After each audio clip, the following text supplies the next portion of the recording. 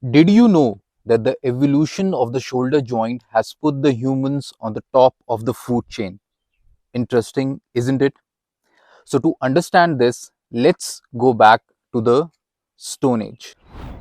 During Stone Age, humans used to live in caves and they were surrounded by so many predators. Now, these predators were very strong and fast. On the other hand, humans had no sharp teeth or claws or fast speed to counter them, and yet they survived. They survived because they had this and they had the ability to throw this from a distance. This ability of throwing object from a distance comes from the rotational movement of the shoulder, and humans were the only one capable of doing it. And that's how humans came at the top of the food chain. Today, we don't need to hunt anyone down, but we do need the proper mobility of the shoulder to carry out daily activities, especially with our yoga practice.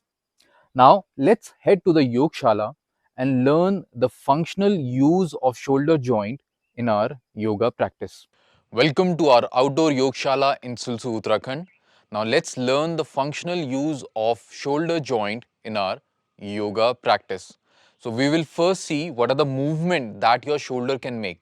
So, first movement is flexion, then extension, abduction. Remember, adduction, abduction, adduction. So people confuse between these two movements. So abduction and adduction. External rotation, internal rotation, release. Now we will apply these movements in our yoga practice. Now first we will begin with the flexion of the shoulder. Now let's think of the postures where we can apply the flexion of the shoulder. So this is the flexion of the shoulder. So where do you think we apply or we do flexion of the shoulder? One such posture is Adhomukh shvanasana. Okay, so let's go in Adhomukh shvanasana. So here we are applying, or you can see the flexion of the shoulder. Shikha, come back. Now what we will do is we will bring the conscious shoulder flexion movement when we are doing Adhomukh Shwan Asana. Okay, so you can do this movement at least 5 times to get an understanding of this movement. So do it, or you can hold here. So what happens when you do flexion of the shoulder, turn around. If we want to feel this movement, this is your scapula or your shoulder blade. It is moving in this direction, like this. It's moving in this direction. So feel this movement as you go, as you do flexion of the shoulder. Okay. So hold here. Now release. Now you will go in Adhomukh Shvanasana. So what I want you to do right now is do the conscious shoulder flexion movement.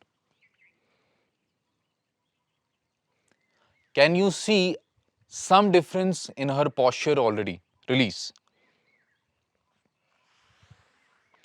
So what happened when you applied shoulder flexion? I felt instant stability and I felt that my posture is lifted. So she felt that her posture was lifting up. If you have an eye to detail, you would have seen that she was lifting up as she was applying shoulder flexion.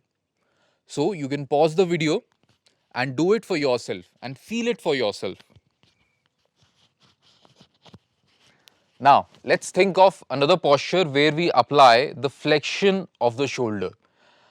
One such posture is Chakrasana. So let's do Chakrasana.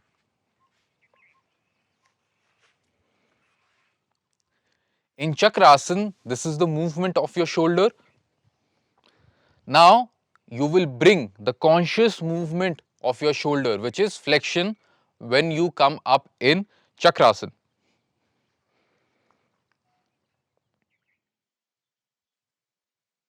Now apply the shoulder flexion. Come back.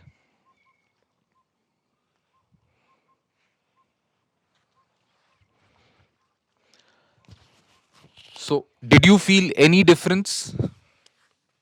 I did. I felt that instantly some pressure was first released from my wrists, and I felt that my again posture was lifted up. Again, she was feeling that her posture was lifted up, or she was getting taller in the posture. Now, what happens usually when we practice any asana? We just go into the posture. We are not aware about the joints, we are not aware about the muscles. We are going into the asana. So when you consciously bring these movement, you will start to feel some difference in your practice. So first thing, you will bring the conscious awareness of your joint movement, and this will start improving your posture. Now, the flexion of the shoulder will also apply in Shish Asana. So you can pause the video and practice Shish Asana if you are already doing Shish Asana. If you are a total beginner, then you can wait and then practice Shish Asana. Or you can check out our video on Shish Asana. If you practice handstand, again, the flexion of the shoulder will come into action. Now, Shika, please stand up. Now, flexion of the shoulder will also come in action where you are doing Urdhva. So, do Urdhva. So, this is Urdhva Hastasana. So, you do this movement when you practice Uttanasana, Prasarit Padottan Asana, or when you are doing Veerbhadrasana 1, or when you are doing Urdhva Namaskar in tree pose. So, do Urdhva Namaskar in tree pose. So here again you are applying shoulder flexion.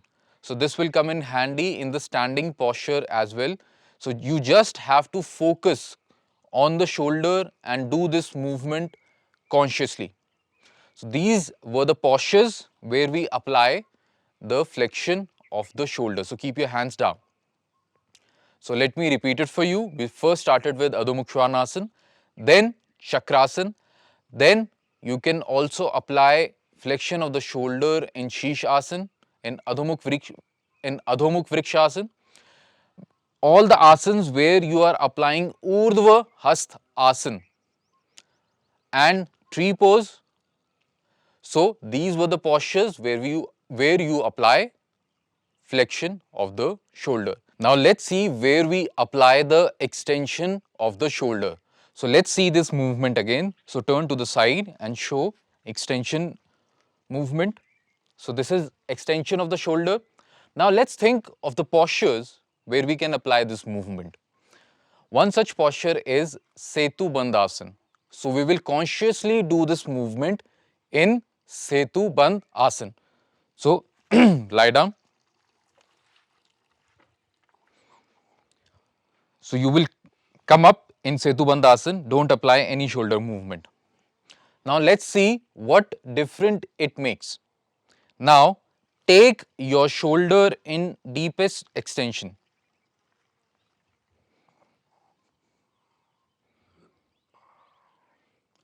Can you see the difference already? Release the shoulders. This is the difference. So when you bring conscious extension movement while doing Setu Bandhasana, you will lift up. Now, you will feel this difference in one more posture, and that posture is Sarvangasana.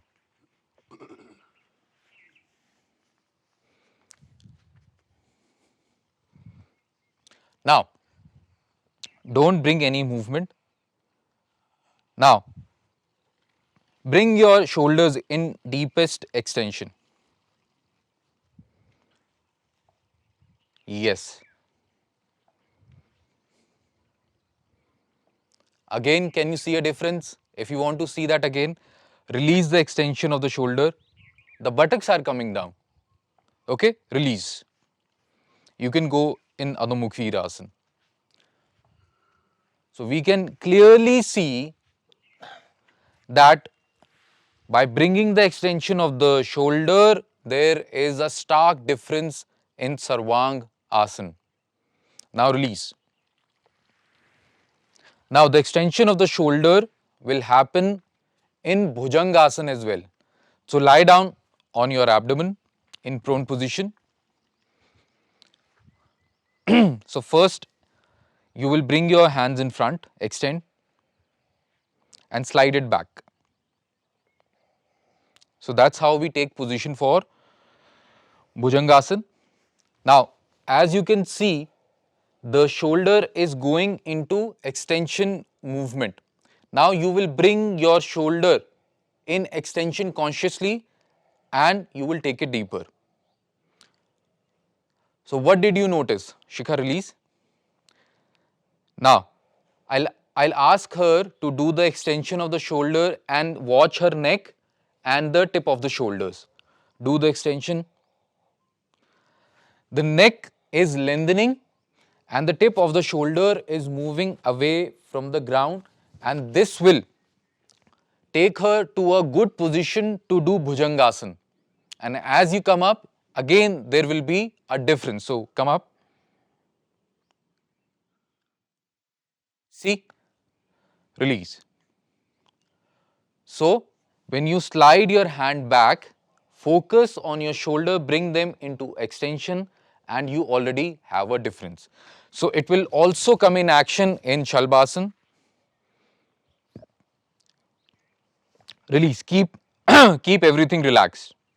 So this is the initial position. Now take the tip of the shoulders away from the floor and then come up. Now bring your shoulder in extension. Again, can you see a difference? She is able to lift up more. Now she is consciously doing shoulder extension movement. What people do is, when they are doing Shalabhasana especially, you can come back, they will focus on their arm and they try to lift up, and they try to do the movement from their forearm or maybe from upper arm. But mostly people focus on their forearm to lift the arm up. They are not focusing on the shoulder. Okay. So when you focus consciously on the shoulder, when you are aware about these movement, you will make a difference.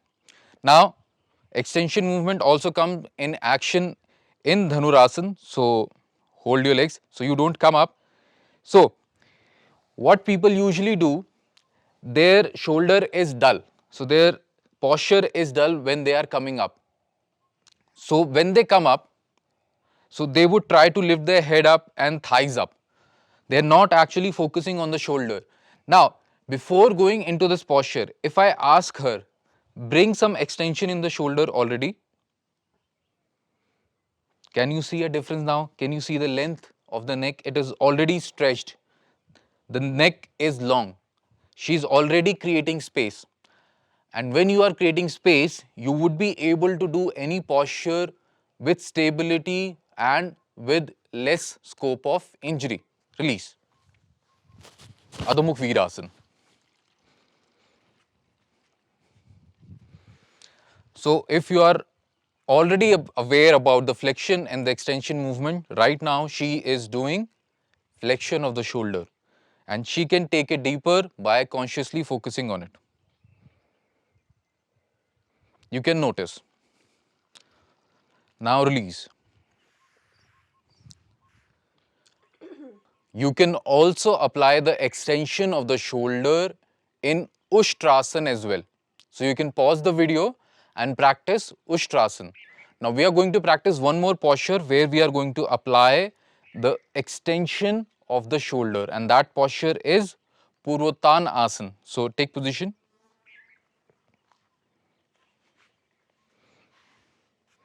So we'll do a regress version so you can bend your knee. Now first come up without doing extension of the shoulder. Come back. Now let's notice the difference. Now stay here. Since you are already doing or your shoulder is in extension position, you will take it deeper without coming up. So that's how you will do it. Now come up. Notice the difference. Come back. So, like every practitioner, she came up without focusing on the shoulders, without consciously doing the shoulder movement, and her posture was not so good. She was not able to lift up. So, in this posture, people struggle to come up. Reason? Because they are not consciously doing all the joint movement and engaging the muscle. So, when you consciously aware of these movement, you will do this posture better. And when she applied the extension of the shoulder, there was an instant improvement. Okay, so these were the postures where we apply the extension of the shoulder. I hope you are practicing with us. Now, for some people, even by applying the conscious joint movement, you would not be able to do this posture. You would be able to make some difference, but you would still struggle with it. The reason is the muscles which are participating in the flexion and the extension of the shoulders are weak right now. So we will focus on them when we learn about the muscles. So this was the functional use of flexion and extension movement of shoulder in our yoga practice. Now let's learn the abduction and adduction movement.